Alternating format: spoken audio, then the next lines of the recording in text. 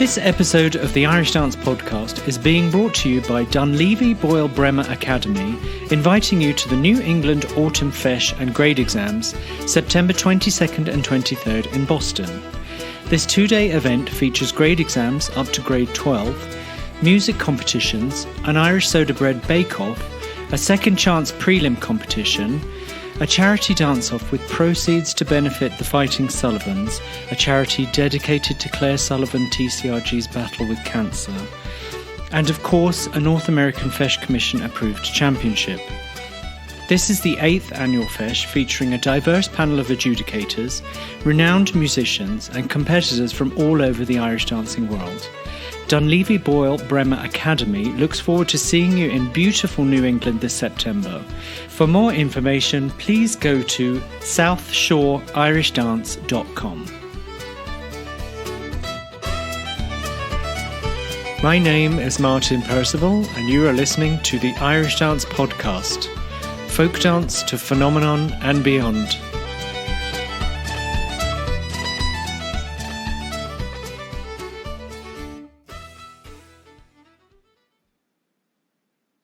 Hi everyone, I'd like to introduce today's guest. He's an Irish dancer, performer, choreographer, and in my opinion has the most exciting work on the scene at the moment. Please welcome Breandán De Gallaí. Hi Breandán. Hi. How's it going? Nice introduction, thank you. Yeah, I am actually really excited for this conversation because it's been a long time since we've seen each other, and I'm just been amazed at what you have been up to. So, but we'll get to that all in a minute. If you wouldn't mind, let's start with how you first got involved in Irish dance. So I was encouraged by my parents to do Irish dancing pretty late on in comparison to a lot of my colleagues. So I think I was certainly about 7 or 8, and I was sent along with my younger sister Sinead, and I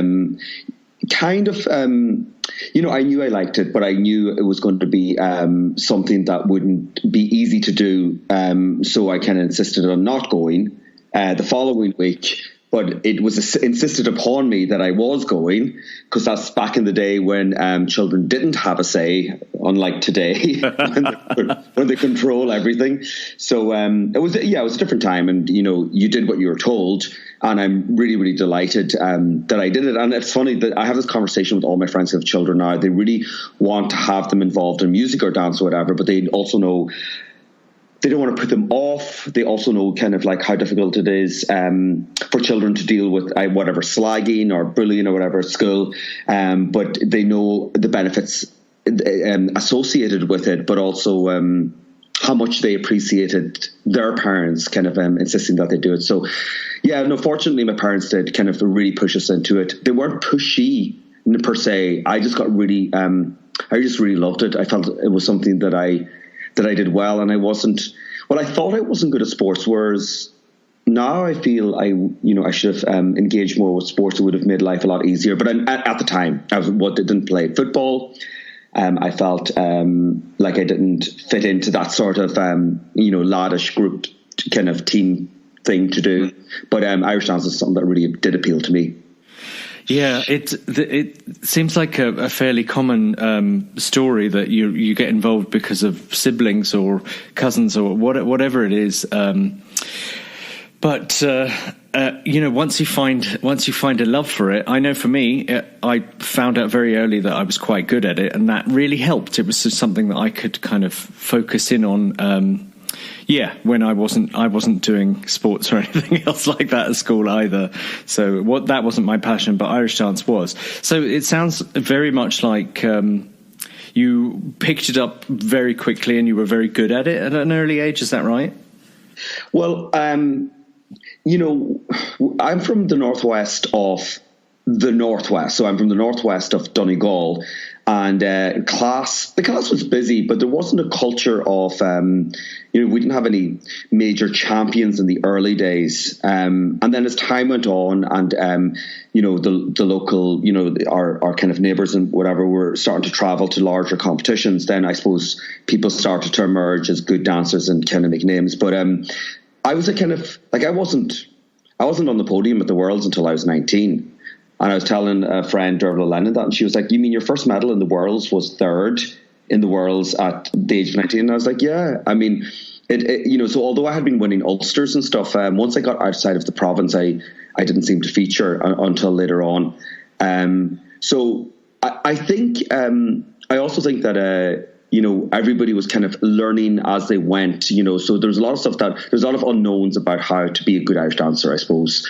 And parents didn't really know. So, but if you're right now, I mean, it's like, I'm sure people have it down to a fine science, this is how you win. That wasn't a discussion, just people danced away. There was very little in terms of corrections. You just learned the dances as you got more, you got more advanced. So, yeah, I feel like I really didn't get into my own until much later on. And I suppose that had a lot to do with I left Donegal. Nothing wrong with the teachers I had up there, but I left Donegal and I spent some time in Chicago. I was in Chicago for a year and then I went to university in Dublin and I joined Scoilrinky Hay, so Anya and Seamus's class. And what was great about that was there were so many seniors. So I was learning an incredible amount from watching other people, my peers, how they danced and what they did and how they created material. And then I got to know a lot of my own competitors, because like we would have gone to the competitions and I would have just in and out from my own competition.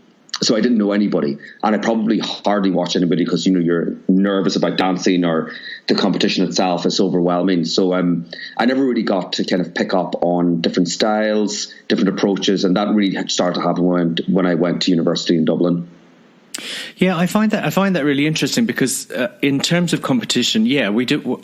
I remember going to a competition, you just do your thing, and you don't really become self-aware until you're around other people. And I probably wasn't really self-aware of my own dancing until I joined, until I became a professional. So what was Chicago like? Because you studied all sorts of forms of dance, right? Yeah, my dad used to work casually in the States, he'd go over and paint houses. And then by the time when I was 16, he would bring me along, and that's how I kind of made money. You spend the summer there and you'd make money eventually for college. So that kind of maintained you while you went through university. So I was in Chicago at 16 and somebody saw me dance and said, they do these auditions and they offer scholarships in this place called Gus Giordano's, which was in Evanston in Chicago. And I went for an audition, and of course I couldn't do the audition the way it was run, because you just went into each class, you did the class, and then people went around with clipboards deciding who was eligible or who could be shortlisted for a scholarship. And I was like, well, I've never taken any of these dance disciplines before, so they had me audition separately. So I just did what was it called? One of my set dances, Blackthorn Stick. And I don't think they really had seen very much Irish dance at the time, or if they knew about it, they probably thought of it as Hollywood Irish dance, paddywhackery, whereas what they saw was something a little bit much more virtuosic than they had experienced before. And so they offered me a scholarship. So once I finished secondary school, as we call it here, high school, my parents did let me go and spend a year on scholarship. It was 3 terms, so right from September to September, as long as I came back and I went to university. And I had been, I had gotten into a physics program in Dublin City University, so I was to come back and pursue a 4-year physics degree. So I was allowed to go if I kind of honoured that. So I spent the year there, and it was incredible. So they did jazz, modern. Now, modern is now known as contemporary. I mean, it doesn't really matter. These words are very contested. So I did modern, jazz, ballet, and tap. But the two that really appealed to me the most were ballet and modern. And in those days, so it was 1987, 88, so it was a long time ago. So I was probably being taught by people who had been taught by the pioneers of modern dance, of American modern dance, like the Martha Grahams or the Jose Limon or, Cunningham. So I was introduced to an awful lot of those kind of that sort of technique, which is sort of probably seen as old hat right now, but even it was the late 80s, and it was very incredibly exciting. I loved it, and I also found it very hard to adapt to it, but I was determined, and I took as many classes as I possibly could, and I went up the levels very, very quickly. But, I was limited by things like coming to ballet late meant my flexibility wasn't good. And Irish dancing is so fast, and it's about speed and strength. So what suffers is flexibility. So although I think now, had I worked a little bit harder on that, I would have, I resigned to the fact that I would never get my leg over my head. But I'd say had I worked on it, I was still young enough to make a big difference. But I just thought, oh, you're 18, you'll never be able to. So, and I really got a real love for it. And that has come back to me recently, but we'll talk about that when we talk about my own choreography. It had a massive effect on me in terms of how I saw myself as a dancer. So, and how it didn't matter how I moved. What mattered was that I was moving, and moving in a poetic or in a dramatic fashion. That's and that's an important point when we get into the discussion that there is this sense with Irish dancers that they don't really believe they're proper dancers. Right. And for example, I was out last night. I was just back from France, and I met up with Peter Anderson, who's an Australian dancer who does a lot of tap now. She's in Dublin. She danced two of my productions. And then we ended up meeting a lot of the Irish dancers who are in Riverdance, because it's on here in Dublin. And many of them have worked for me. But it was just very interesting to see, like, I'm 49 and these guys are early 20s, and so much time has gone by, but a culture is very much the same. And there is a sense that they're just on a gap year, that being a professional dancer is not a thing that's on offer for them. And that I find that really a little bit sad, because there's some brilliant dancers out there that should be doing a lot more. Absolutely. Just what you were saying there brings up about 800,000 questions for me. But the important thing, I think, for the listeners to know is that all of this was happening before there was any sort of professional Irish dance, and when you were going to college and this, that, and the other. But I just have to say, I agree with you in terms of Irish dancers not viewing their dance form as proper. Obviously, it's not everyone, but it's just that kind of feeling that I don't know. I think because we haven't perhaps been taught how to be professional Irish dancers from day one. I know that's changing now, but it's definitely a sense of you're a competitive dancer, and then you become a professional dancer, and sometimes that's a very hard shift for people, especially doing some challenging work that you are doing at the moment. So, but let's just briefly talk then. So your competitive career lasted until you were. What happened? You did your degree in Dublin, yeah, and then I came back to Dublin, and I continued to compete while I was in university. And I think my last Worlds were 94, and I was about to turn 20. Like, I would have turned 25 that year. So I was in senior man for the previous 4 to 5 years. Senior man was 19 and over. Right. Days. And at that stage I was always top 2, top 3, having never really featured. So once you start featuring, it starts to matter an awful lot more. Whereas before I enjoyed, and if I did well, it's a real bonus. But then suddenly there was so much more at stake. And then every year a new world champion would enter that competition. So somebody who never competed against you was suddenly in senior men. But I continued, and I actually was teaching physics and maths in high school on my final year, which made it very, very difficult to even compete properly, because it was a new school. I was teaching through the Irish language. There was a small team. The principal had high hopes for this new school, and I felt like I was under an awful lot of pressure. And the way there wasn't, I felt I wasn't supported, and I had to go out of my way to really kind of to get into the. I just remember being away in Wexford on my final Worlds that morning with a group of students that we were in the All Ireland. It was called Fleadh Cheoil, which is the national drama competition in the Irish language, and I had produced a play that they were all in, and then getting them back to Dublin, and then rushing over to the Burlington at the time to do my rounds. And I was like, this is not crazy. This is no way to go out on a bang on your last Worlds, Right. So there was a lot of that, and I was also quite aware of, you see it a lot with American schools. They come with a team of supporters, so it just feels like every dancer seems to be so supported and nurtured or whatever, and there you are cycling to dancing class 8 miles with no brakes on your bike or whatever. this is like I'm doing a bit of a Michael Flatley, woe is me, rags to riches story here. No, I know. The thing is, and that was my last Worlds, and that was the year that we auditioned to do the Eurovision. So a few were selected, maybe a dozen people were selected to go in to audition to be in the Eurovision interval act. And I was one of those, and we did the Eurovision. And then that was the end of my competitive dancing. But there was no prospects of being a professional dancer yet.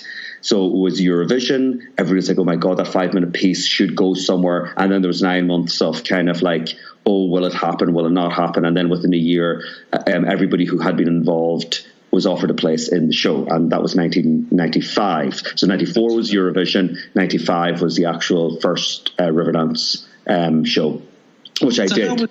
How was that then when you did the Eurovision, which we all saw and was absolutely amazing, and then but just the wait between Eurovision to getting on the putting the full show together, what did you do while that was all going on, and how did you feel? Well, the thing is, there was no guarantee. So right now, like everybody looks at it with their 2020 hindsight specs on them. There was no show. There was just a rumor there might be a show, and there was no idea. There was no sense of what that would be.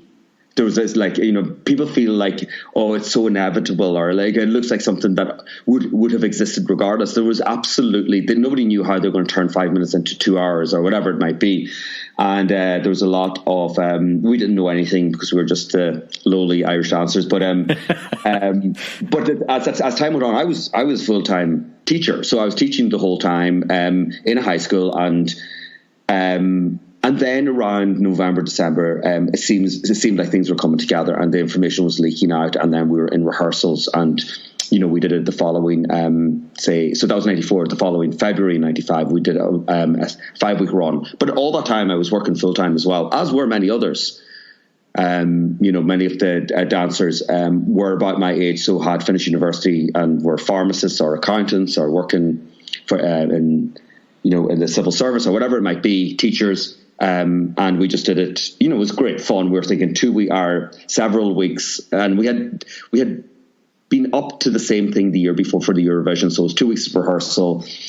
It was kind of an extracurricular activity that was good fun, and we ended up going to nightclubs and stuff that we'd never get into normally. And it was just like this sort of like little kind of moment in time. So there wasn't a sense that, oh, of course this is going to happen and this is going to be our next step. And a lot of people had to agonize over whether to do the show when it went to London subsequently and either take time off their work or to leave their jobs. Because again, there was no guarantee that it was going to go any further.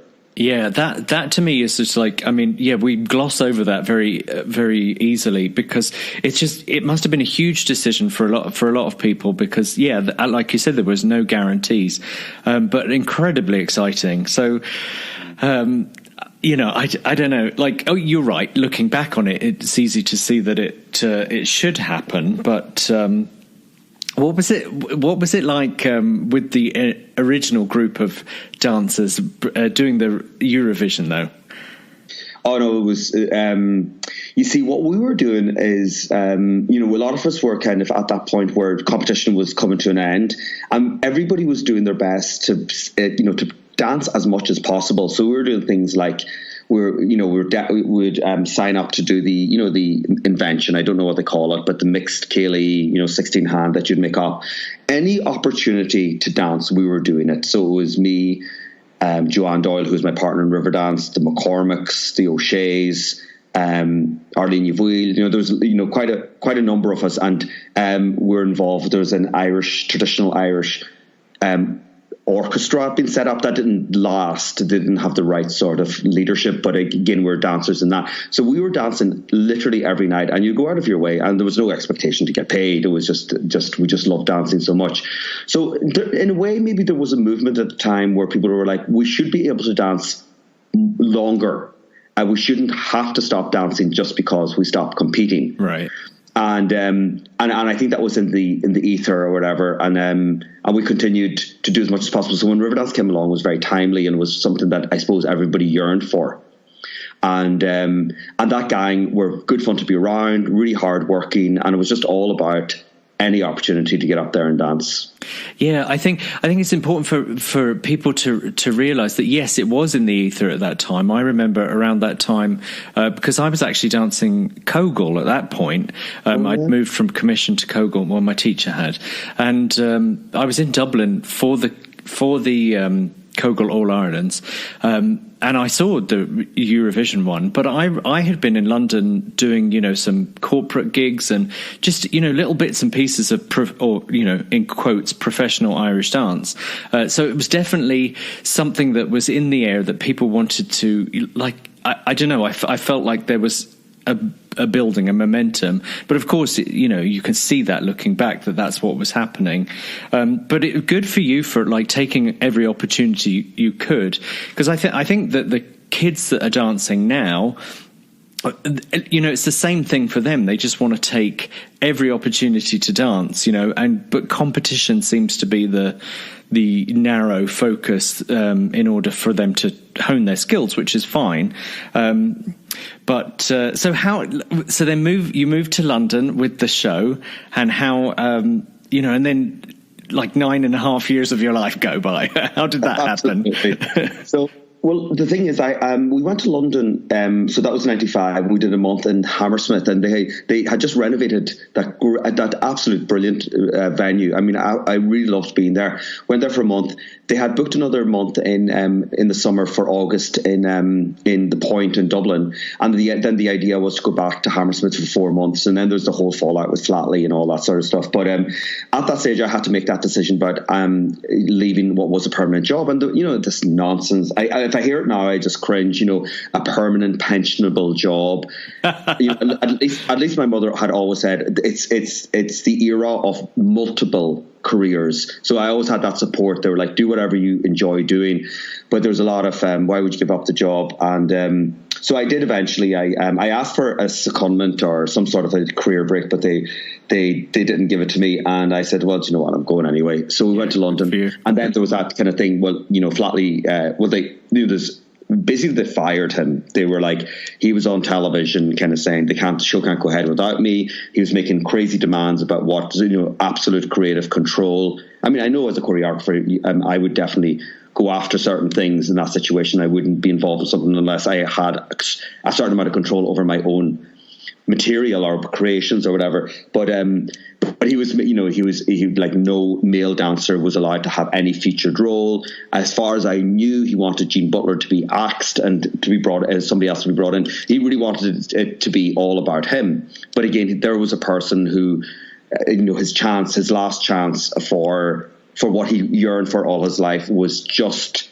right there on at his fingertips, and he was going to hold on dearly with both hands. Now, I'm sure somebody's going to come on and say that's not how it worked. That's how it worked. That is how it worked. But that's from how you saw it, yeah. And I was the thing is, we knew we were there and it was happening, and we watched those TV shows where they can't go ahead without us, and then they went ahead without him. So that's what happened, and I went on, and Pat Roddy went on, and Colin Moshe went on, and eventually Colin Dunwood was going on.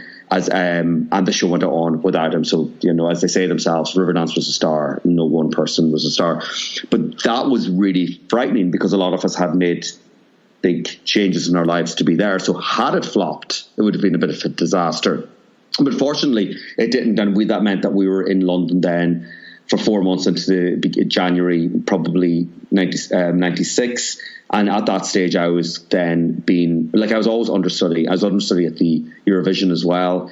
And not that I knew that, but they told me afterwards. And then they made me and Joanne lead of the Liffey company. So there was 2 companies being created in London. So one half of the original stayed in London, one half of the original went to the US. And that's when the Liffey and Lee companies, were established, and the Liffey was to do everywhere but North America, because North America was such a huge market, and the Lee did all of North America. And then soon after that, they created the third company, which was to do the smaller cities, I suppose, in North America. So, and that was it. So that was me for 9.5 years. And, I suppose when you're lead and the conditions are good, there were times that I felt like it was time for me to move on. And then a very exciting territory would come up, like Japan, which we hadn't been to before, or going to and touring Europe was very exciting at the time, because every country had a different currency, a different language, a different culture. So you were really experiencing amazing things. And I feel very fortunate that I was in the company that did a lot of other places, because in North America and Canada that would be wonderful, but the variety of, I suppose, cultural experiences were limited. Whereas every time we went to somewhere, a different country, it was a very, very different experience, a different type of person. You're encountering different architecture, different languages. So I just really got to see fantastic places as a result. Yeah, an absolute dream come true, I'm sure. And I remember when I met you first, it was we were doing the Asia tour, and Singapore and places like that. It was just amazing. It was amazing to me. Of course, I'd come from Lord of the Dance, but and I'd only been in North America, so it was really exciting to be doing something somewhere else. But okay, so phenomenal professional Irish dance career, lead dancer, all of that. So you were treated very well, and that. How did you transition then from, what was your decision making in terms of leaving the show? Well, we had been kind of given the heads up that within, say, a year, they were changing the model of the show, and they were going for a rotating lead. So rather than 2 lead dancers and understudies, they were going to go for 3 leads, male and female, and they would rotate the shows. And that was the expectation. Oh, yeah, and that they were kind of, I suppose, dropping the wages for everybody. And the expectation was that anybody who was there for too long, in their eyes, would just go, because they were, say if you were in the troupe and you were on pretty good money at the time, I can't remember the amount, but it would have been 60 or 70% more than the basic wage now. And so those people were hanging on because the money was still quite good, but probably were browned off at touring. You could only tour for so long. Right. So it was kind of a culling initiative. So get rid of all the older, not that they were that old, but the people who seemed fed up. And then seasoned. We should call them seasoned dancers. Yes. And then to move it to a cheaper model where they weren't paying principals big fees, and that they had this rotating thing, which meant there was more competition amongst I don't know. It's a clever way of kind of making sure that you can pay people less, and so. But what happened was I was working on a project with the musical director. His name's Joe Chibi. He was bass player in the Liffey Company, and I had basically wanted to do this theatrical version of a myth from Donegal, where I'm from, called Balor of the Evil Eye, Balor na Sula Nive. And we did it as a play in secondary school, and I always thought to myself, this would make a brilliant dance show. And so I had been working with him on that, and he was composing the music. And we're moving away from the kind of what all the other shows were doing, which was kind of take the Riverdance, Lord of the Dance model, write different tunes, but basically have the same sort of structure. Right. And we're saying, we're basically going down the narrative route. So we're saying this is an actual story. I'm not saying one's better or worse than another. It was just let's do a story, and let's have the music, the dance and the narrative really central and working together. So we were creating music and dance and, developing the story in the one room, rather than he goes off and composes. And the music was quite interesting. I mean, being an Irish composer, I suppose it had an Irish flavour, but it was very cinematic. So it was more along the lines of kind of a film kind of score. And it was very atmospheric, and it was about kind of big pieces of music, but also incidental music, where other kind of dramatic action would happen that wouldn't be necessarily danced. So we did that, and so I left to pursue that. And Joanne, who was my dancing partner at the time, stayed on for another 6 months. So I left before I was in a way forced to leave, and that was in 2003. And we set up an office in Dublin and tried to develop this. And it never happened, actually. We put a lot of time and effort and money into it. We had secured €2 million to get it done. Wow. That money disappeared because it was part of a much bigger fund that was, the way they hedge by having a huge property deal. and then a smaller film deal, and then kind of like more sort of trophy projects like a dance show that if they do well, they'll make a fortune, but they're a very small investment in comparison to the rest of it.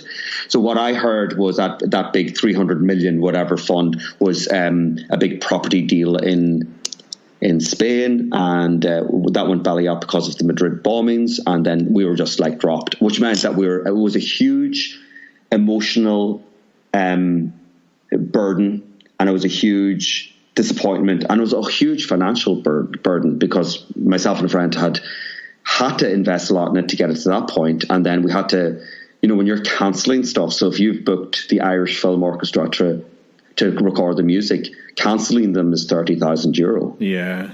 And you're left with nothing.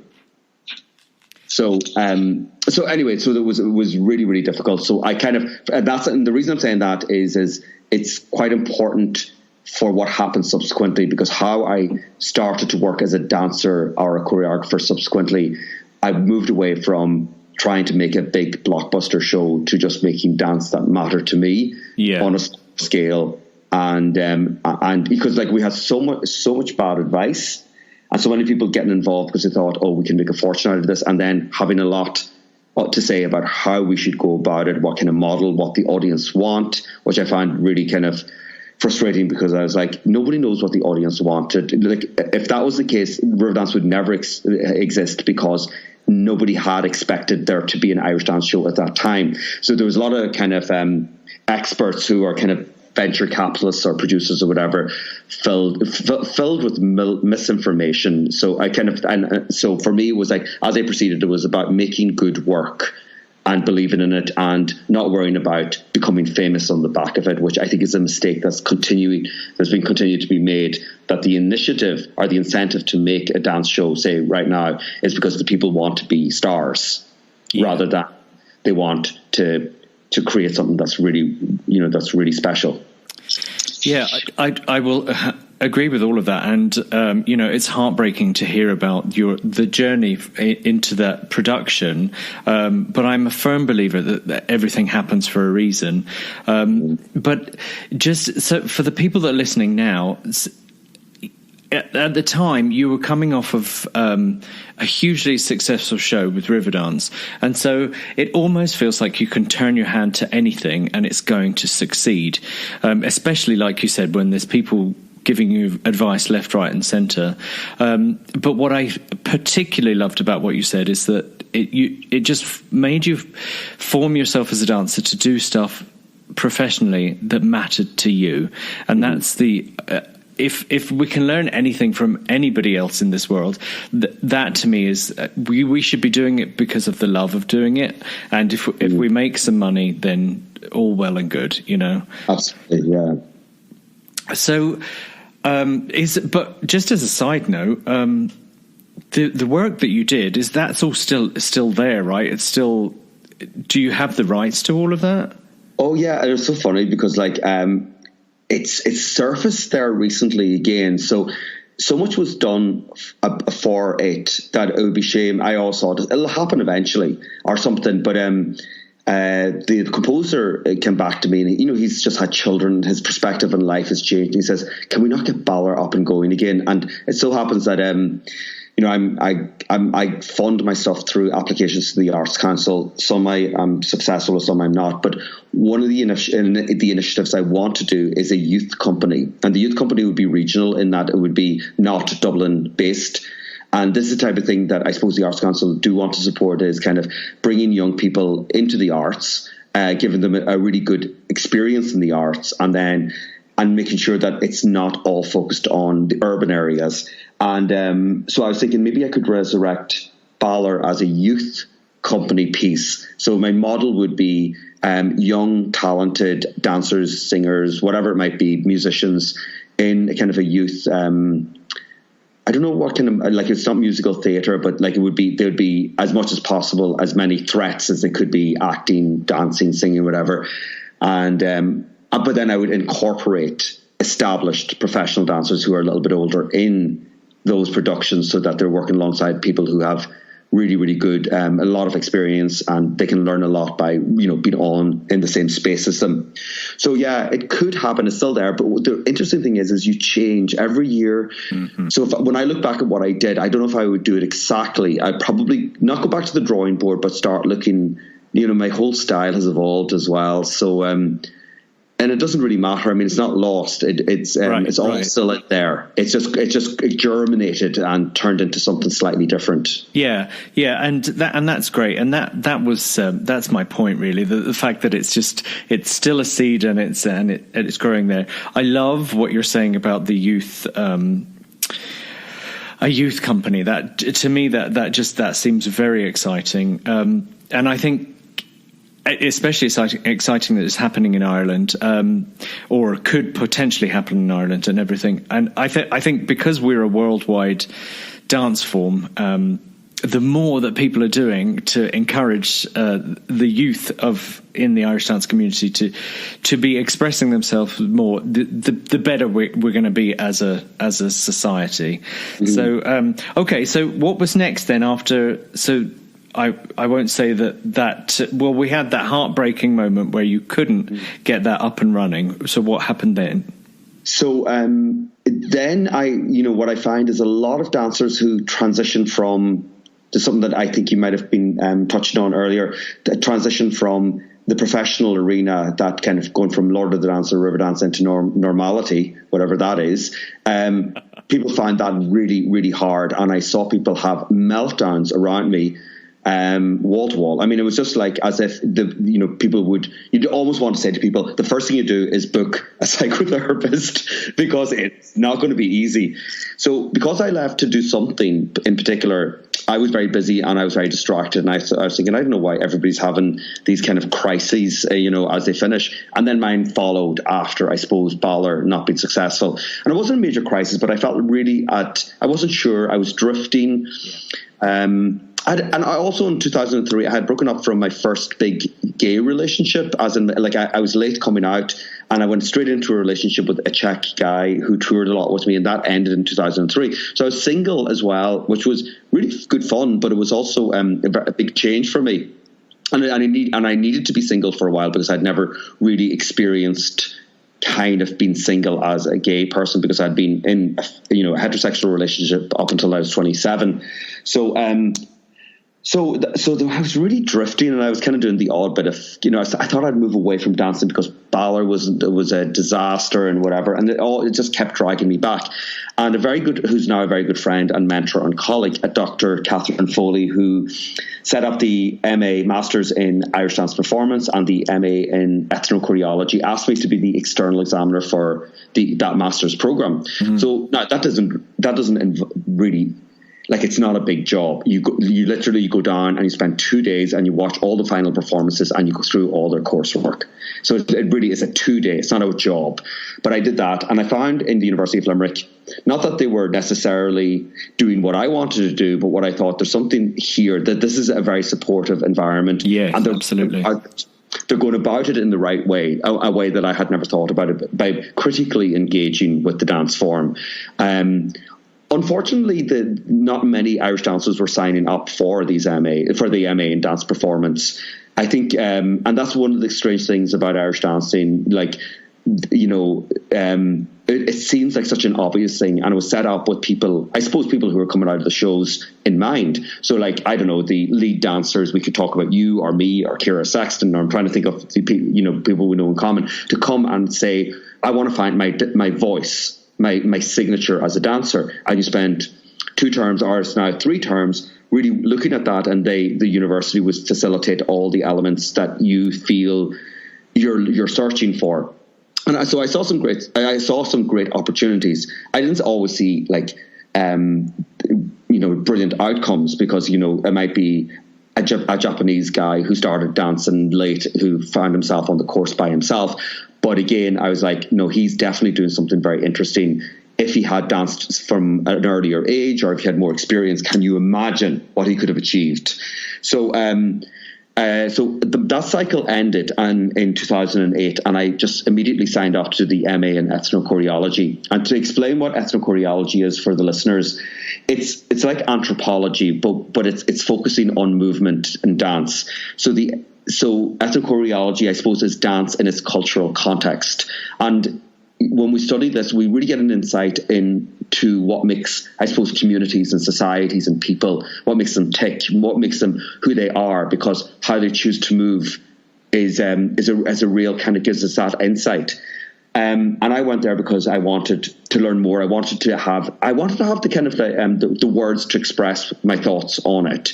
I also wanted to research my own practice, and I also wanted to be a voice for Irish dance where that voice was absent, but an informed voice.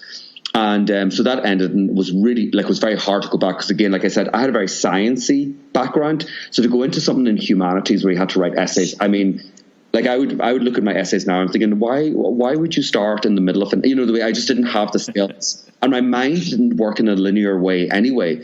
But what I discovered was I wish I was better at writing essays. I learned how to do it pretty well, but I also learned, you are an artist, so you're allowed to think that way. That's who you are, so don't knock it. So when that MA finished, they were setting up this new PhD arts practice, it was called. So it was a doctorate a doctorate is in philosophy, but you can do it in any discipline. So I signed up with Iarla Ó Lionáird, who is a singer with the Gloaming, with a singer called Sharon Lyons, who does a lot of liturgical singing, and Michelle Mulcahy, God, I can't even say her name, Michelle Mulcahy, who is a phenomenal harp player. And the four of us were the first 4 people on this new 4-year PhD program, which was a huge under. When you think about 4 years, my mother was like, my God, it's like a prison sentence. But again, I went into it because I was thinking, I need to do this. And part of it was you did a big text, very thick text, but you also had to do 2 major performances. So I did Noċtú, which went to New York subsequently, and then I did the Rite of Spring, which opened the Fleadh in Cavan. So there were my 2 big works, and it was the best thing I've ever done. I mean, I really got to. I learned an awful lot, but I learned a lot about dance in the wider. In its the widest of kind of definitions. And I also learned a lot about practice, i.e. what you do and why you do it and how you do it. So I had to really reflect on and said, really kind of take a step back from me and look at me and say, what are you doing? What are you trying to achieve? And that really kind of gave me a direction in the work that I created. And my big thing is, I'm an Irish dancer, but that thing that happened to me in Chicago, I said, but my Irish dancingness isn't limited to the fact that I do trebles and overs and rocks. It's about this very, very fundamental urge to move and to be expressive using my body, and that, and then a lot of stuff is like people like you, Martin, might dance because it's a way of connecting with your Irish heritage. And I found that with the company that I work with, Aisling Ryan from New Zealand, she felt like that the Irish dancing for her was a way of identifying as a half Irish. And Aisling McFadden from Glasgow, that was their way of connecting, because they were in a country, I suppose, that they felt, a lot of Irish people in the early days didn't feel very welcome in the UK or whatever. So, and I never felt that. I didn't identify myself as somebody dancing their Irishness, and so this was the big switch in my head. And then you reflect on Irish dancing is always changing. So it's about what we as individuals bring to the form, in the fact that we love to play with it or experiment with it. And it wasn't turning your back on the tradition. It's about you are a living, evolving kind of person progressing through life. So how you choose to move, whether that's in the formal way of Irish dancing, is very, very, it's crucial, and it has to continue. We all have to bring our own little bit to it. So therefore, I have a problem with traditionalism, but I have no problem with the tradition. Traditionalism is a kind of this notion that, but it's always been that way. And why would you want to change it? Is it not fine the way it is? And I'm like, you just go to the Worlds 2 years in a row and you'll see different materials. Absolutely. Well, let me just say, like, my head is exploding at the moment. You have done so much in such a short space of time. I just think it's amazing. So let's talk about the Masters, Ethnochoreology. I'll get that. I can't put my teeth in. So that was how long was that course? Is that a year? Yeah, so it's currently 3 semesters. So you start in September and you finish at the end of August. So that's an EU-wide change that happened about 10 years ago. When I did it, it was 2 semesters. So we started in September and we finished at the beginning of the summer. So it was a very busy year, but I mean it flew and it was phenomenal, really. Yeah. No, I just think your journey is just amazing. It's amazing to me. So you did this. You already had a degree. You went to do this master's, and then the PhD formed. And I just think that's phenomenal. To commit to 4 years to explore your voice as an Irish dancer is, to me, I just have to raise my hat to that, because it's just amazing. And not a lot of people would, just go to those lengths in order to figure out what it is that you want to say. I find it really interesting when you mentioned me and saying about connecting to my heritage. I think you're absolutely right. So do you think that there might be I wouldn't say a step behind, but it's just maybe one step removed in terms of that yes, it is my heritage. It was like my mum's Irish, my dad's English. It was very important to me to be an Irish dancer, because that was how we connected with our community and our heritage. But also I grew up, just north of London. And so I was never Irish in England, and I was never... I never kind of fitted into either community, really. So that's been my journey, and that's been where I find my voice in Irish dance is about, just that dichotomy that I have all the time of whether I'm Irish or whether I'm English. And that's a big part of my journey. So but it sounds to me like the big part of your journey is just figuring out, just how we can express ourselves as Irish dancers. And when you talk about movement, that's when I get goosebumps. That's like all of that stuff to me is just like, yes, if I can, sound a bit fanboy here, it sounds like you're really intellectualizing the process of Irish dance and creation and evolution of the art form. And I don't think that there's many of those conversations happening. So I really applaud what you're doing. So tell us now what is happening. So I've had in terms of my choreography and what I'm doing at the moment. Yeah, no, I wanted to talk about Noċtú and the Rite of Spring. These came out of your master's, your PhD program, right? And could you just briefly talk about both of those experiences, because they're amazing. First and foremost, they're absolutely amazing. But secondly, then where is it leading to? Okay, so I was at a conference. I'm the chair of Dance Research Forum Ireland, which is an international society of dance scholars. And we had a conference there in Limerick. We had it 2 years ago in NYU in New York.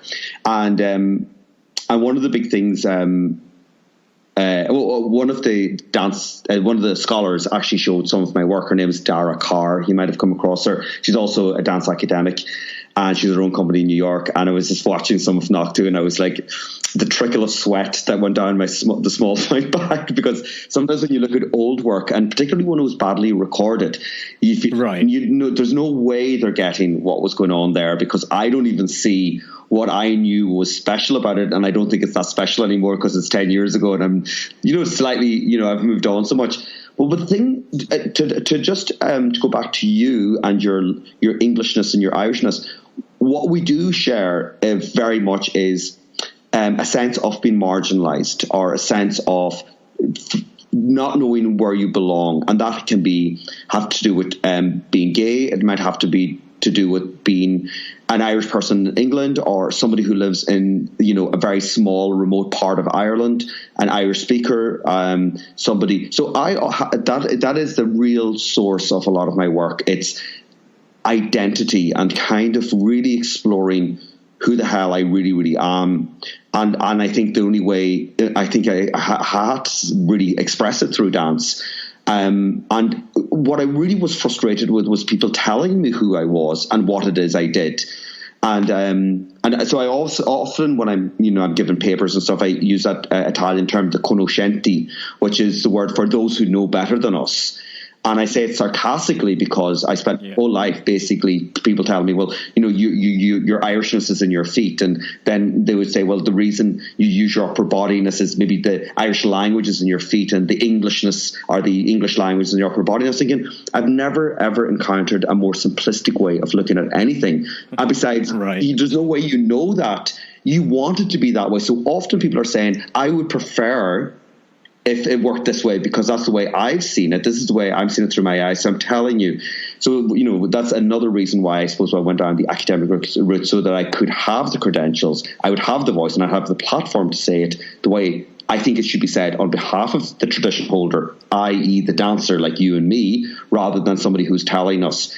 And this is reflected in my experience in Riverdance, where the Irish dancers were at the bottom of the pyramid when it came to the arts. So I would have to sit there and listen to say somebody who's not a dancer who runs Riverdance saying the lads in Trading Taps, the Irish dancers, have to stop playing up so much. And I was like, well, in their defence, they're just matching what's happening with the African American tappers. So they're just I suppose reflecting what's happening on both sides of that cultural divide. So in terms of performance, they're just performing it they're mirroring the performance of the tappers. And the response was, oh well, but they're natural performers. So this was always the thing, that Irish dancers were thought of themselves as not real dancers because they were treated not like real dancers. So this has always been a real a thorn in my side. So in a way, when it came to Noċtú is the Irish word for to bear all or to reveal all. So although I had them in their underwear, I mean, there's a lot of reasons. First of all, I think we should be less ashamed of our bodies. I think Irish dancing culturally and historically was about modesty and kind of, the physicality, the erectness, the verticality, all of that embedded in that is this aspirational, we're as good as the colonizer. And this is in the literature anyway. And I was thinking, Jesus Christ, can we just not dance what's in our hearts or in our souls or whatever way you want to put it? So Noċtú was about saying, kind of in some way shining a light on a lot of that nonsense and then kind of stripping it all back and saying, what is beneath all of that? Like, what's beneath, say there's a lot backlash to the fake tan and the wigs or whatever. And I'm like, yeah, I don't like it either. But beneath that is a very hard-working child who's also excelling at school, who's also doing music,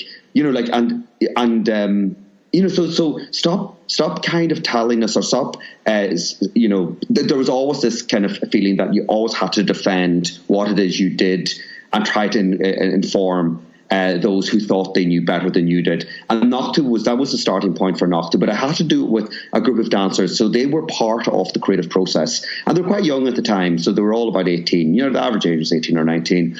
So some of the notion, notionally was sophisticated, but it was done in a very simple, very kind of saying, this is who we are. These are the kind of challenges I face every day.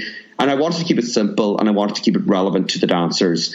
And then as time went on, I wanted to do more and more of what was inside of me that might have been a little bit more complex, whether it's kind of, so Rite of Spring was very much about kind of like how I encountered, community, like how a community functions. So it was very much the alpha and kind of how there's no real sort of urgency to stand up and be counted, and how that becomes a little bit of that's endemic in lots of communities or societies. So it was about kind of like, I suppose, looking at things that really affected me on a very personal level, and in some way trying to unpack them and try to present them in a way that that is artistic, but also that might make the person who's consuming it reflect on their part and the role they play in whatever it is, whether it's in politics or whether it's in Irish dancing or whether it's in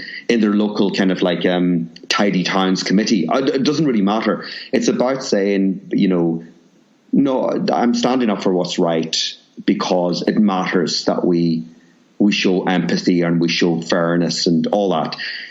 So by doing it through dance in the Rite of Spring, it was such a bleak piece of music and it's such a bleak theme that it can really, and I found it very emotive every time I watched it. In fact, every time Nick O'Connell, who was one of the main dancers I use all the time, every time he danced the sacrificial dance, which is the last part of the Rite of Spring, I would have to walk away and blink back the tears and swallow the lump in my throat, because for some reason, even though I didn't know what I put into the choreography, it was really having that impact on me every time I watched it.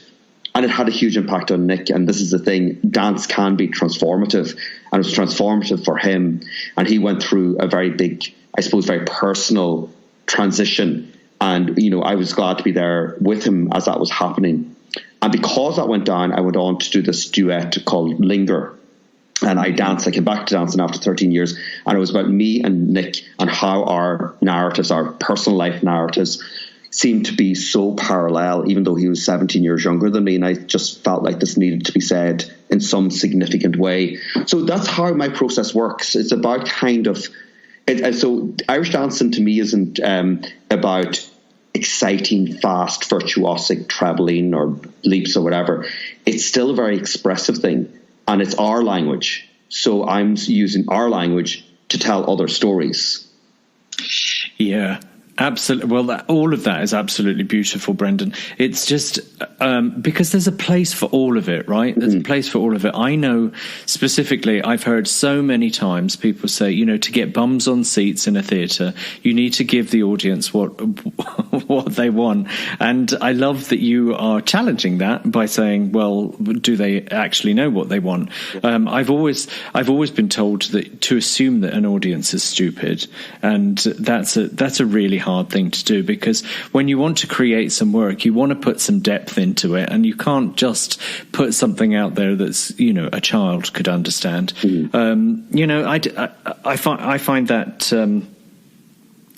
a little bit insulting, but so I love where you're going with everything that you're doing, because like I said, there is a place for all of the the river dance type of dancing, very spectacle stuff, down to the intimacy of your performance, the two of your performances in Lïnger.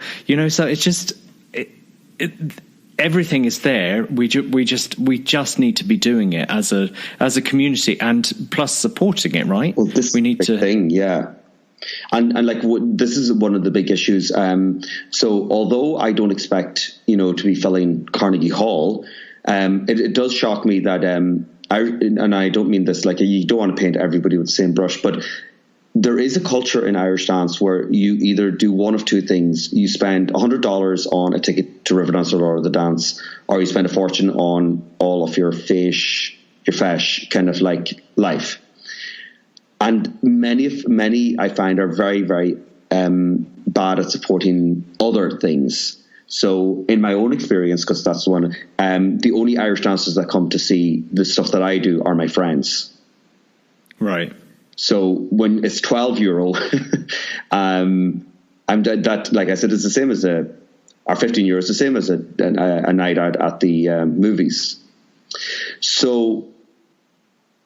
And I also think that everybody, that Irish dance world is sophisticated enough to know that it doesn't have to look like what you've become accustomed to seeing, because right. I'm sure you've gone in to see a Shakespearean play because you did it for your O-levels or A-levels or your Leaving Cert, or you've gone to see the Playboy of the Western world. You do know theatre, live entertainment doesn't work with a big opening number followed by a sad song sung by a girl in a high-pitched voice, followed by a girl's number, followed by a boy's number, and that not every story is about a good girl and a bad girl and a good boy and a bad boy.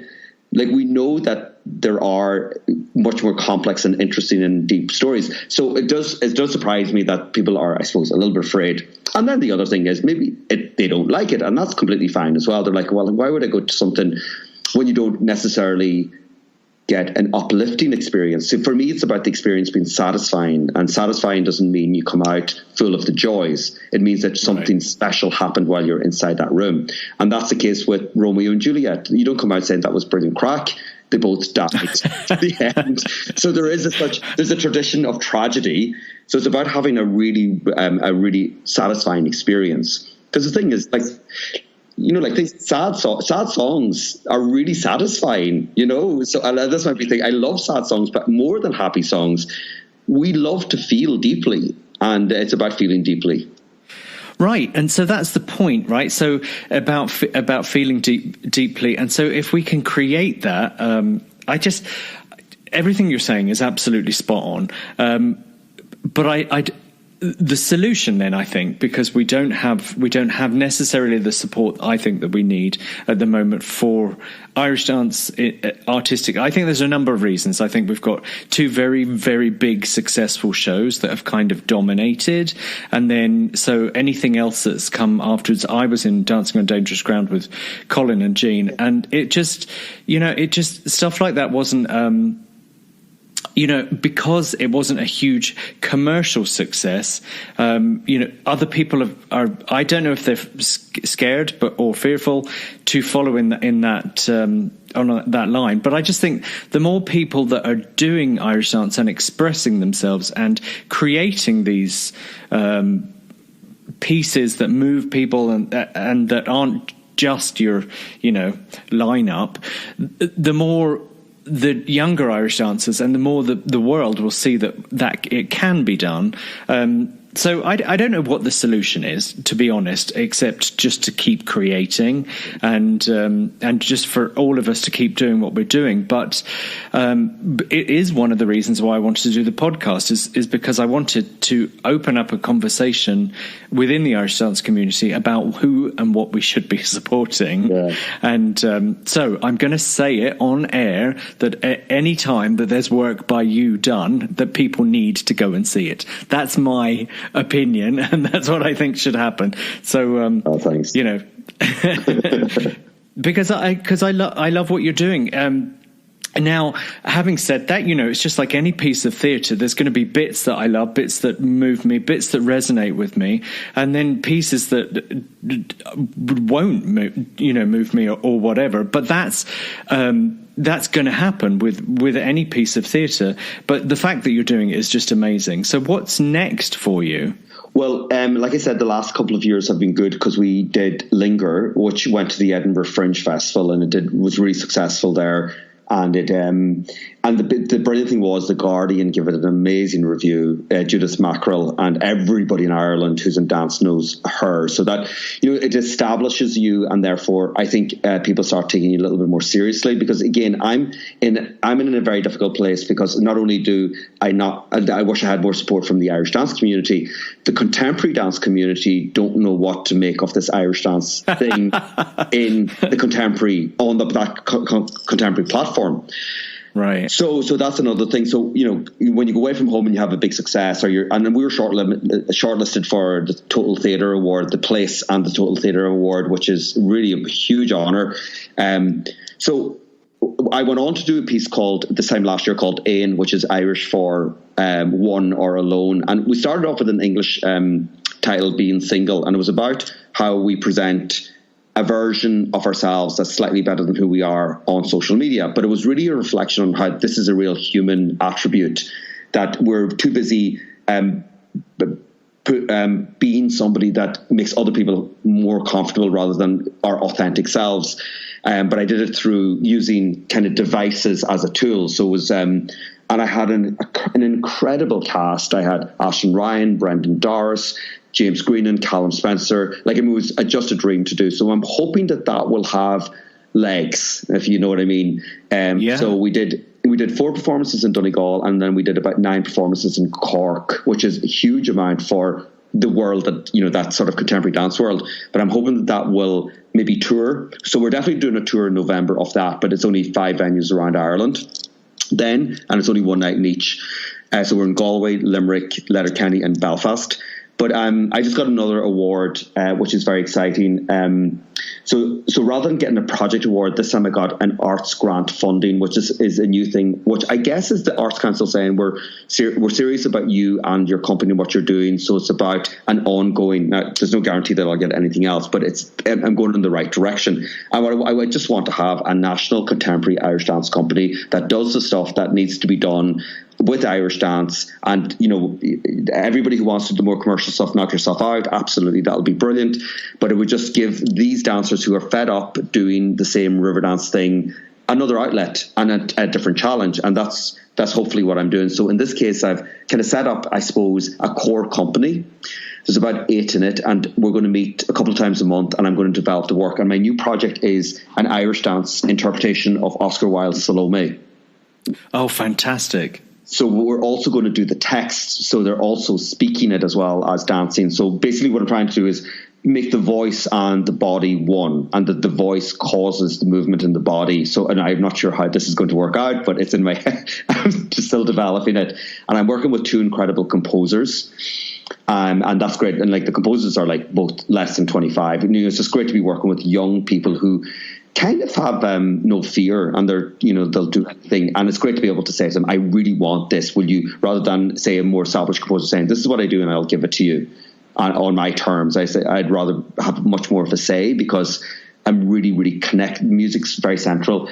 So I'm doing that. I got a little bit of money to research and develop the idea of the youth company.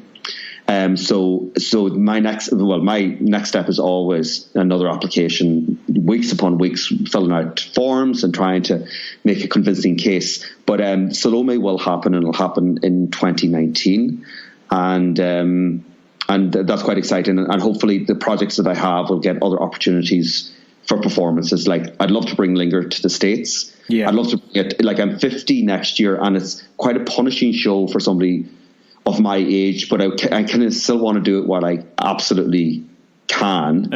Of course. And like it was hard enough to do a few years ago, but like I know when I'm not doing it how like it's an hour on stage, just 2 people, so it's I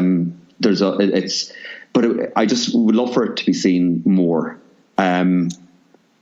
Yeah. No, firstly, congratulations on the arts grant funding. I just, all of that is absolutely brilliant, because everything takes money to do, right? So I can understand why. I know from myself and Ciara's perspective with Irish Dance Theatre, we need to produce something commercial in order to make some money, in order to then produce something that's bit more so that's the road that we're taking, because I'm not aware of I'm just not good at the grant writing or anything like that in America. So it's a very different animal over here, I believe. But that's just not the road that we've gone down. So I really like everything that you're doing to develop this youth company and everything is absolutely amazing and absolutely brilliant. And I will try and put links to everything that you're doing in the show notes.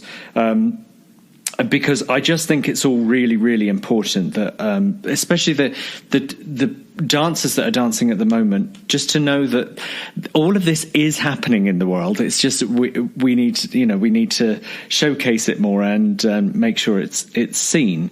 I just briefly wanted to talk about. I know that you did you do some of the choreography for Heartbeat of Home?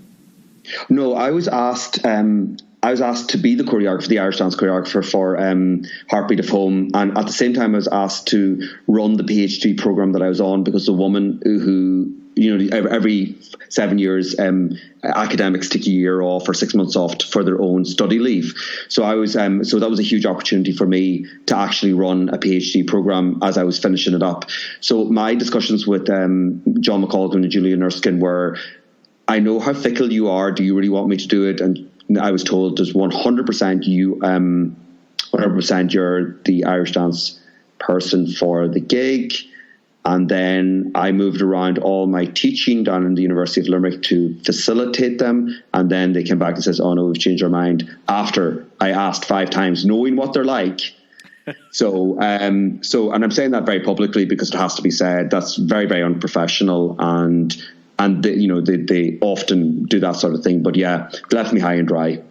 So I didn't do any of it. Yeah, that's really, just even that itself is really disappointing, isn't it? Because they're a part of one of the biggest, the biggest vehicles of Irish dance in the world, and yeah, just to have an unprofessional attitude that doesn't bode well. But anyway, so we can not talk. We can move on from Heartbeat of Home. But I thought it was quite an interesting idea. It hasn't been commercially successful yet, but I did think it was quite a good idea. So Lïnger is hopefully coming to the States, and that would be amazing. I think American audiences would. Do you find a difference between the audiences, American audiences, and European or Irish audiences?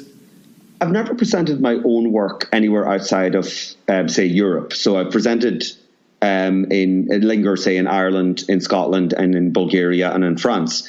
And I think, I don't know, so who are the audiences? So for example, when I'm doing the Edinburgh Fringe Festival, I'm not getting an Irish dance audience. I'm getting an arts audience, a Fringe Festival audience, people trying out things that they'd never go to normally because things are quite short and inexpensive. So they're not committing to a 2-hour evening out or anything. So, and I've performed very little in America. I only did Riverdance in Radio City Music Hall, the very first, 8 performances they did. So I don't have an awful lot of experience. And besides,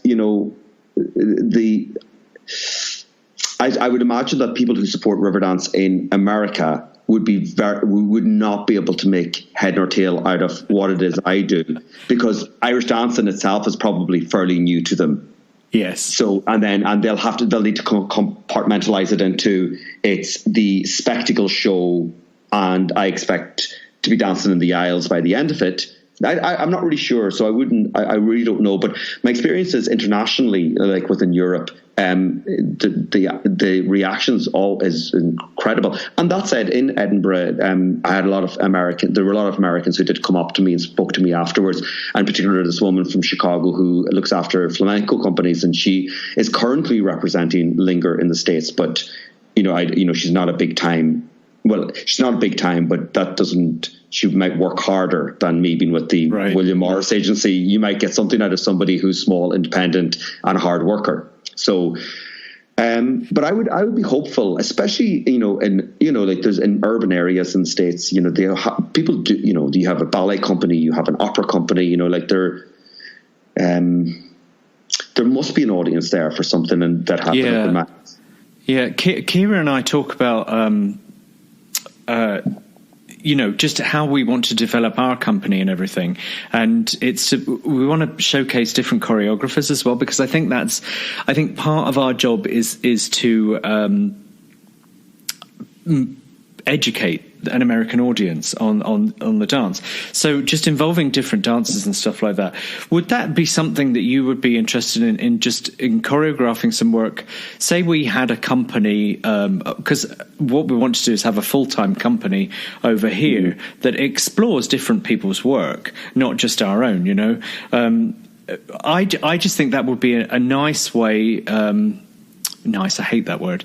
I think it would be a palatable way for American audiences to experience some different aspects of Irish dance. No, absolutely. I think it would be great for Irish dancers to work with different people anyway. And the problem with association rules in competition means that they don't get that opportunity at all. Yeah, and, I 100% agree. I think collaboration in the Irish dance world is non-existent, and it really needs to happen. And like for example, when we're touring here, one of the things you like to offer is if you go to a small town in Ireland to offer a workshop, so that, A, you get an audience, B, you educate them, you say, right, come on in, let's teach you some of the material. And then they go in and they see it, so they have a much more enriched experience because they've embodied the work. But that's not possible because teachers won't send them out just because of the association rules. And the most important thing is that World Championships and those globes.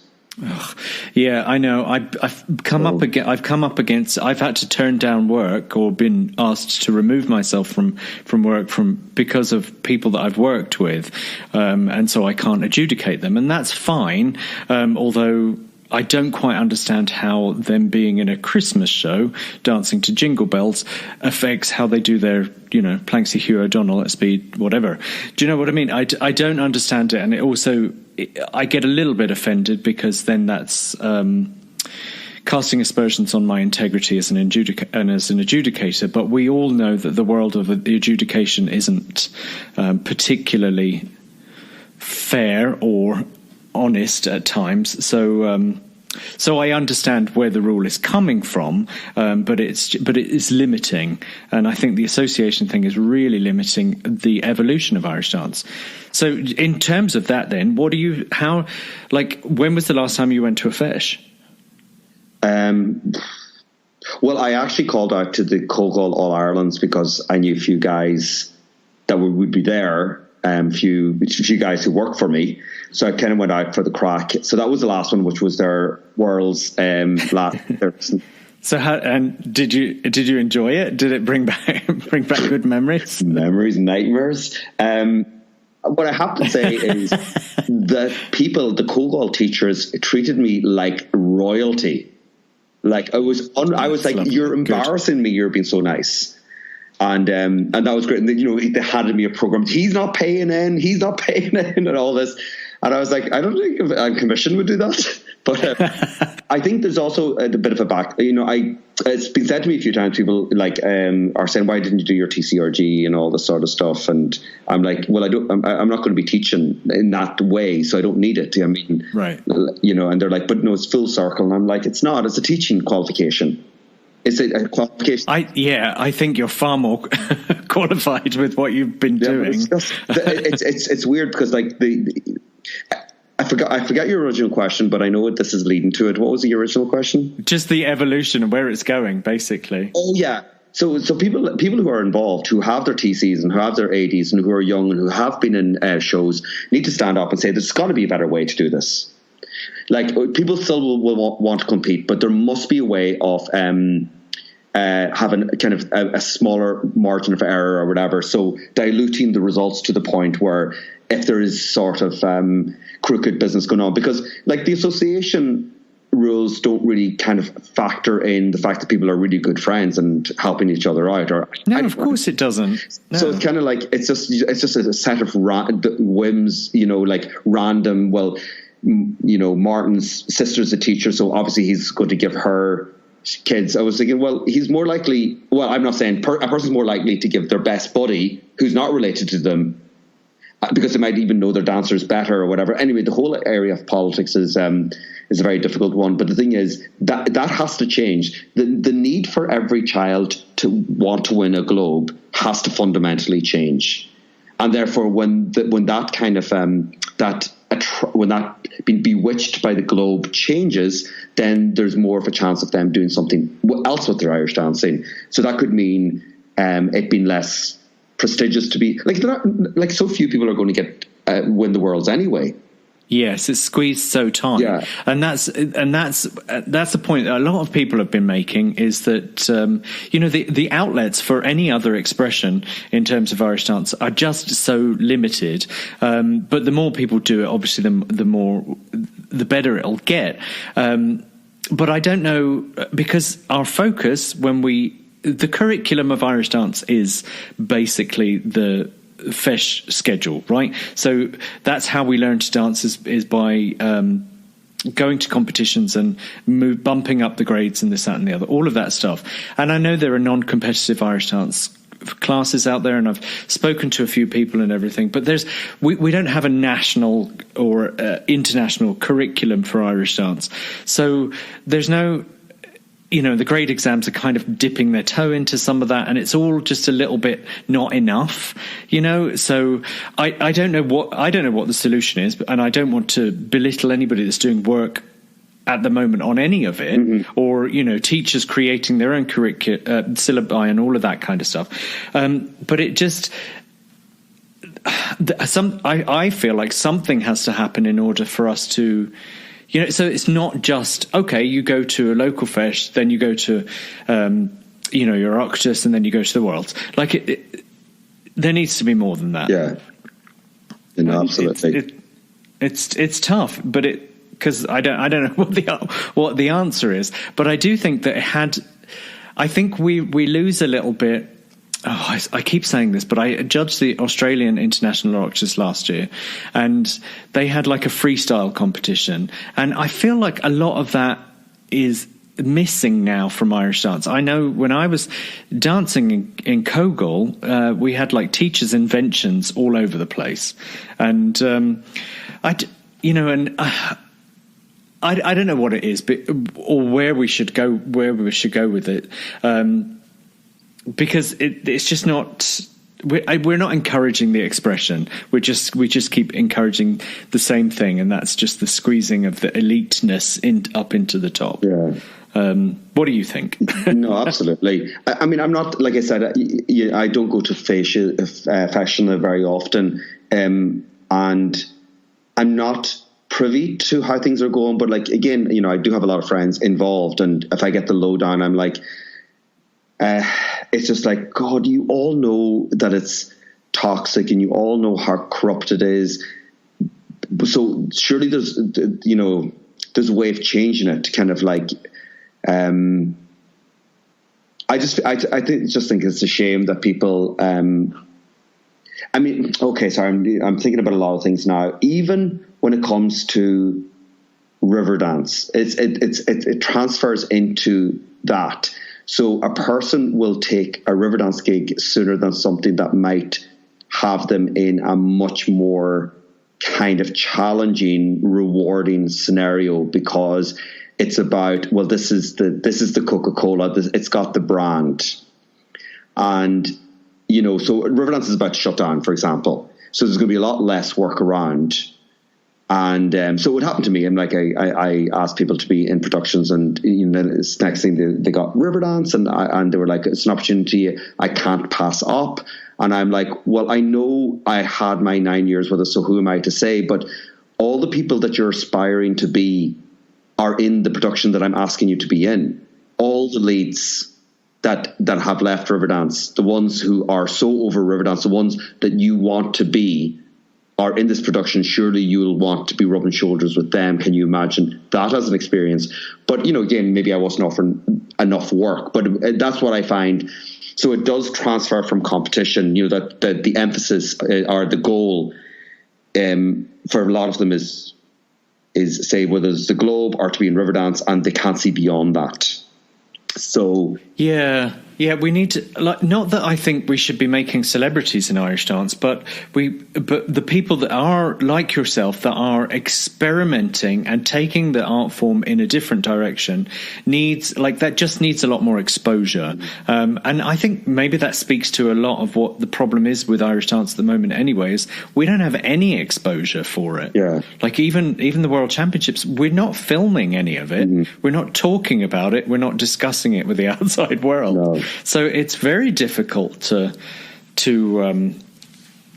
move on from any of that. Yeah, it really is. It's a really tough one. It's a real conundrum. I think it's a complex one in not just that it involves a lot of interventions, not just one.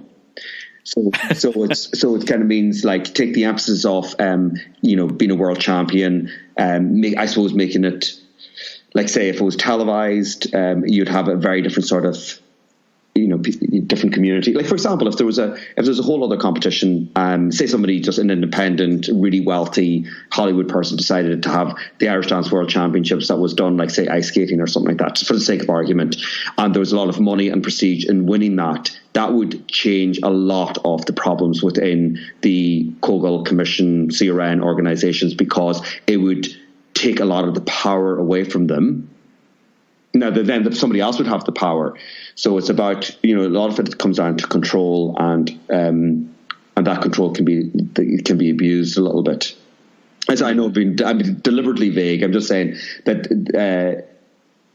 So, for example, one of the reasons I want to do this youth company is because The reason I love theatre is when I was in secondary school, they were very big into theatre at the time because of some of the teachers. And I wasn't like getting any main parts, but I sat there and I might have been looking after props, or I might have been the prompter, or it could be something else. But I just could sit there for hours on end to be in that space with all these people, and it was so much fun. The people were really cool. They were really intelligent. They didn't care that they were, not on the football team. They were making their own sort of little gang that was about the arts, or and I just really loved it. So I basically experienced the world of theatre in the best of circumstances. So if you have a youth theatre, what you're doing is you're doing that. You're giving them a love for something, and then what will happen is they will continue to support it because they have great memories of it as young people. So that would be the way of doing it. Sorry. Yeah, no, absolutely. I totally agree. I was just thinking, like, when you were talking there, I was just imagining having, like, hundreds of these youth theatre groups, around the world, and that would just be so exciting, because then that's a cultural shift through our community in terms of respect for a theatrical space, and I think that's probably where we need to come to. And then that it's not just your 2-minute hornpipe and that kind of thing. I don't know. I don't think we're going to solve it today, Breandán. I don't think so. But just by doing the work that you're doing, I think is really helping. At least progress it in one way, and a beautiful way at that. So I really do appreciate you talking to me about all of this. I just have one last section. What is your favourite food? Duck. Very good. So river dance or Lord of the Dance? Probably river dance. Yeah. Is there a piece of advice that you've been given that you would consider the best piece of advice? Be yourself. Yeah. Has there been a book that has changed your life? Geez, that's hard, actually. Because I did a PhD. I know you've read so many books. I refuse to read any more books because I read my bibliography is about 20 pages. I don't want to sound too intellectual, but I became very, very interested in a branch of philosophy called phenomenology, and phenomenology is basically how we experience the world. And if you look at the world through the lens of phenomenology, it gives you a whole different perspective on I suppose why we're here, or how things are the way they are. So there's a guy called Sean Gallagher, believe it or not. It sounds like a name of a guy I might have gone to school with, but he's in the University of Florida. And I read his book, The Phenomenological Mind, and I found that was pretty important to the way I now, my ontological perspective, how it is that I understand our reason for existing. Wow. Wow. I'll look into it, but that might be a bit heavy for me. It's not a page turner, that's for sure. Okay, pineapple on pizza, yes or no? Oh yeah, absolutely. So, in terms of your own Irish dancing, what were your successes in your technique or your feeling of your dance, and what challenges did you have, and what challenges have you overcome? It's funny because I know, I'm looking at myself in the mirror when I teach, and I'm thinking, how did you ever get placed in anything with those 2 feet? So basically, anatomically, my feet, it's not that they don't turn out, but like if you turn to the side at all, I just look turned in. Yeah. And like your supporting leg is always parallel to that kind of carry on, which I kill people for doing. I'm like, you are the worst offender. So that was but I know it's not. I know there's very little I can do, but it's just people's feet hang from their legs in a way that suits Irish dancing, and the rest of us have to really work very hard at disguising that it doesn't work that way. So that's my biggest failing. But I'm like, I'd say my strongest is I have an abundance of energy, and I always did have, and elevation and speed was something I really loved, and I got a real great kick out of it. And I was a fiery dancer. And then it was successes. You were asking. I suppose one of my big successes was to take over as a lead in Riverdance, because I think I'm actually naturally really, really shy. And even though I was meant to be understudy, like all that time, I was like, I could never do that. And then as I got to know the material, and I was thinking, no, I could do it. I mean, I would die in the lead up to it, but I could pull it off. So I feel like to be able to. I've done it so many times now. It's weird for me to say that, and I've been on loads and loads of TV shows and stuff. But I think to overcome what would have been crippling shyness as a child is a huge thing, and I think I have to thank Irish dancing for it. Yes, that's interesting that you should say that. I was very shy as a child myself, and I think just being able to, I don't know, like be in your own bubble when you dance really helped me. But it sounds like on your journey, like becoming the principal dancer with Riverdance, and then your journey in terms of your own choreography, and now you're very vulnerable. You put your heart and soul out on. You're not just wearing your heart on your sleeve. You're putting it all out on the floor. Good, bad, or ugly for people, which is just amazing, and I really, really do appreciate that. But that all really started by stepping up to the plate in Riverdance. So well done. Mm. Yeah, excellent. So last question then. If you had to give some advice to the very young dancers now who might be listening to this and they're aspiring to be, the best Irish dancer or whatever, what advice would you give to them?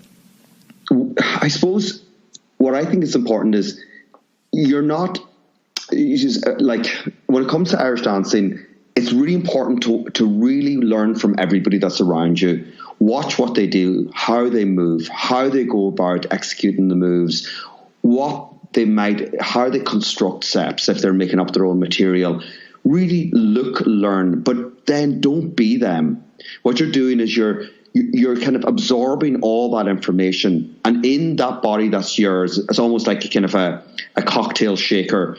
What comes out of it is uniquely your own, based on all these experiences and observations, and to always kind of look not just towards it as a physical act, but to what it means to you. So to think of it as a visceral thing, that it comes from your gut. So yes, you have all the knowledge because of all the formal training, but there's all the other stuff that makes you yourself. To put that in some way, inject that in some way into what it is you're creating. I think that's absolutely beautiful. I've been listening to a podcast recently about this is going to be really American, but it's a freaking awesome entrepreneur. And but the whole premise behind it is being uniquely lopsided, and the fact that we all have strengths and we all have opportunities, and that we need to lean into our strengths and not to worry too much about the opportunities. But her whole thing was about being uniquely, there is only one of you on this planet, and so when you put yourself forward to do whatever it is that you want, that you're passionate about, when you put it forward, then put you forward when you're doing it. So I think that's absolutely brilliant advice, so thank you. I think that's it. Yay! Oh my God. I'm so thank you so much for spending all this time with me.